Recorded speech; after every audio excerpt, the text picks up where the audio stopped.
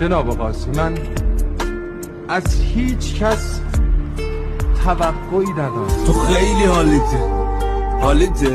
حالیته توقعی ندارم. این آدم به آدم عادت نداره. دورو بر تو پول داری، خونه داری، ماشین داری، چی داری؟ یه کار درست حسابی هم که نداری.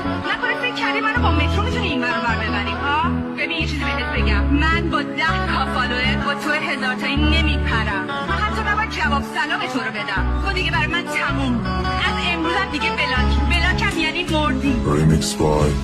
لیلا میگن که تش قهره، عشق منو تو سهره. تو پول داری، خونه داری، ماشین داری، چی داری؟ یه کار درست حسابی هم که نداری.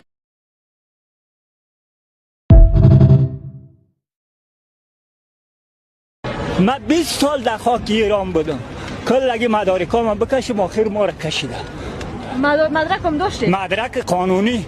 خیلی چطور شما مدرک نشان ندادین؟ مدرک نشان دادیم، میگه به درد احمد میخوره. لایکی اندام تناسلی مردان، بیضه راست 300 میلیون، بیضه چپ 600 میلیون.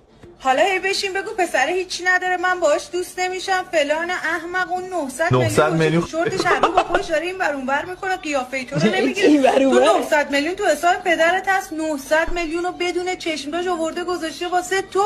وای بمیرم واسه این مردای متواضع سرزمینم. قدر نمیدونی دو.